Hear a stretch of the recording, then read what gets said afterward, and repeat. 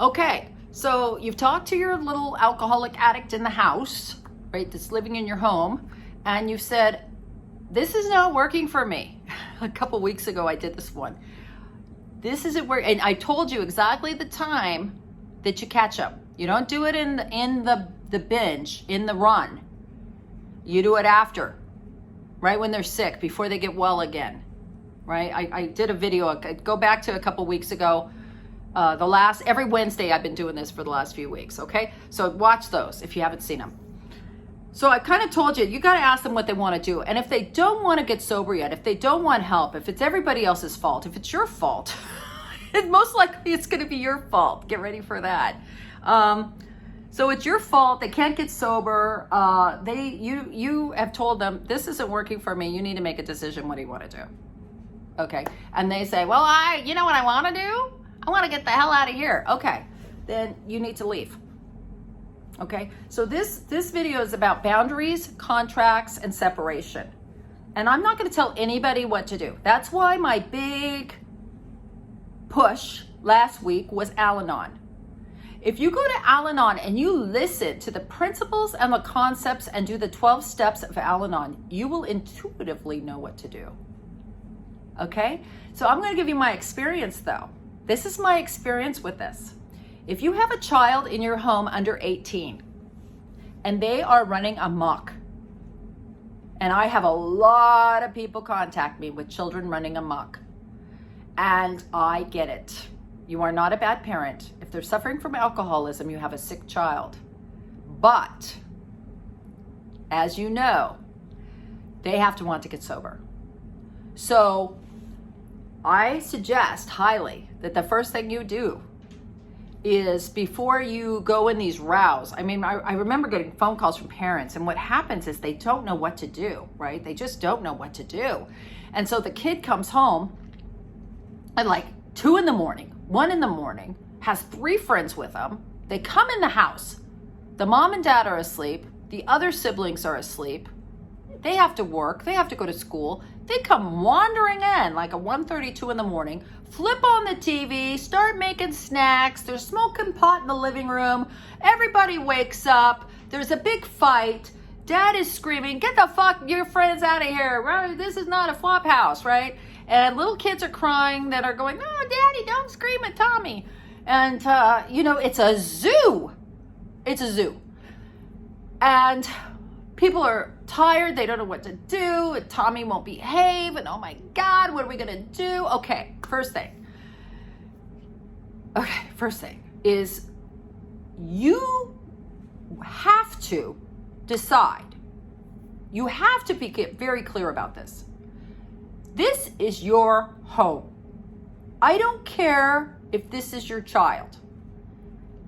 It's your home. You pay the bills. You do the wash. You do the cleaning. You do the cooking. You do everything. You manage the trouble. If there's a cockroach, you kill it, right? This is your house. They are guests in your house.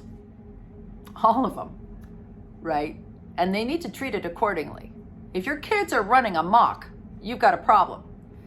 You need to change the problem. First thing I ask parents is, what time is he supposed to be in?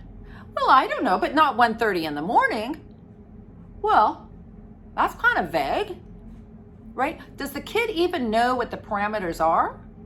How about those other kids that are watching the show? Do they know now that they can't come at 1:30 when they're his age?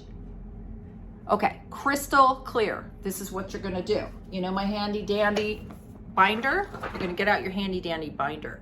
You're going to sit down with your husband. You're going to sit down with your partner, your husband, your wife, whoever it is that's co-parent with you in the house. Maybe it's you and you live with your mother and you're taking care of your mother too, and it's you and your mom against the kids. I don't know who it is, whoever your partner is. If they're in this with you and they know there's a problem and they need it changed as much as you do, and you guys are a united front, you sit down with that piece of paper and you write out the rules. What are the rules in your house? Do you have rules? Write them down. Rule number 1. What time does everyone have to be out of bed? Can they lay in bed till 2? I don't know. It's your house. You decide. Can they go to bed anytime they want?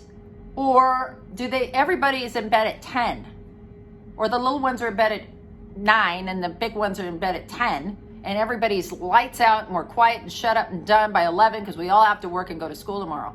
Whatever it is, write it down. Do they have to go to school? Do they make their own lunch?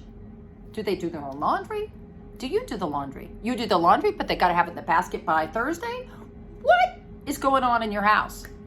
How would you like it to be in your house? Write it down. Rules of this house. Rules of this house might be different for Tommy after he comes in at 1:30. It might be Tommy. The rules of this house for you, and maybe all of the children. Maybe you just do it right now while they're 6 and 7 so you don't have any trouble. Here's the rules of the house. There are no drugs and alcohol in this house, except for the alcohol in our bar or in the wine fridge that we have, parents, that we keep locked and we have the key.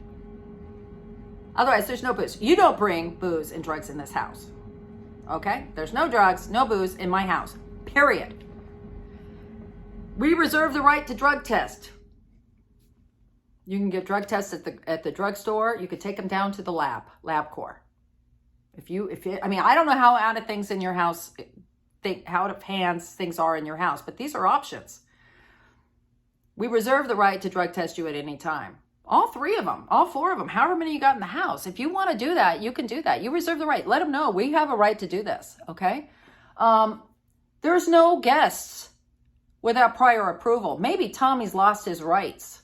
Maybe coming in the middle of the night and having his friend John break the dishwasher cut off his privileges to have friends over. Maybe he's only got a year left in the house and you're just trying to keep him in the house until he graduates and then he's out at 18. That should be in there. At 18, you're out or you're paying rent. And this is how much you're going to pay. You're going to give us $200 a month or whatever it is. I don't care. You decide. You and your partner sit down and make a plan. Okay? You do not get in my purse. You don't go in our room. Right? You don't, whatever it is. You pay your own, you get a job and pay for your own cell phone or turn off your cell phone. Whatever it is that you would like to see in your life. Maybe I'm too strict. I think it's spare the rod, spoil the child. I used to not think that with my own kid, but I see it very clearly that kids seem to like some kind of an understanding. Okay. So my battery's almost dead. I better hurry. So write down what you want. Be specific. If you need to write a contract for John, you're in the house by this time, you bring no friends, there's no drugs and alcohol, you make it to school every day. If you don't, this is the part people miss, is the consequence. John, we've told you this, we've been fighting with you about this for, a couple years now. You've got a year left in our house. If you don't do this, and you go ahead and you call your insurance, just like if you're looking for a treatment center, you find a boarding school, you find whatever it is that fits in your budget where this kid is going to go if he does not obey the rules. Okay, if you do not abide by these rules, this is what's going to happen. That's the part people miss. People put the rules up on the fridge, but they don't have a consequence. The consequence is we call an Uber, they pick you up, and you go to ABC boarding school for the rest of the year until you graduate. Then you're on your own. Okay? Or these are the rules. We can't afford boarding school. So if you continue to do this, an Uber will pick you up. Don't ever get in the car with them if you do this. Okay? Get an Uber. An Uber will pick you up and take you to the Coachella Valley Rescue Mission or this homeless shelter. And you can spend your life there and you and your friends can boogie down at the homeless shelter because you're not doing it in my house. Okay? So consequences. You can stay here in this house if you go to school and you need to go to 2 AA meetings a week, or you need to test clean every Friday, or you can drink and drug but you can't drive your car, or you lose your car for the year, or whatever. Right? We're talking about not only saving your sanity, If your kid does not want to help, you've got to save your sanity. You got to save your marriage. You got to save those other children that are trying to grow up and enjoy their life. And everybody's throwing attention to this Tommy kid who is a pain in the ass. The kids are getting mad at you because you won't fucking tell Tommy to knock it off, right? So you're going to write it down with the consequences. Now, again, I made some suggestions. I threw some things out there. You have to decide what the consequence is. You have to decide what's best. If you need help with that, ask a school counselor. Ask a therapist, right? Ask people in Al-Anon. What have you done? Hopefully you're going to Al-Anon by now. You're going to pray about it. You're going to ask God for help. If you're the weak one, let your husband set the consequences. If you're the weak one, let your wife set the consequences. Right? What are the consequences? If you and your husband, you and your wife are both weak at this, ask your parents. If you have good parents, like mom and dad, we need to ask you, what would the consequences be if we did this? Like, what would you do? Right?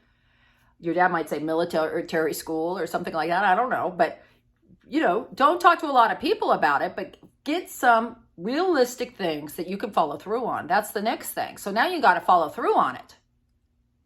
The first time he does it, you call the Uber and you get him out of the house.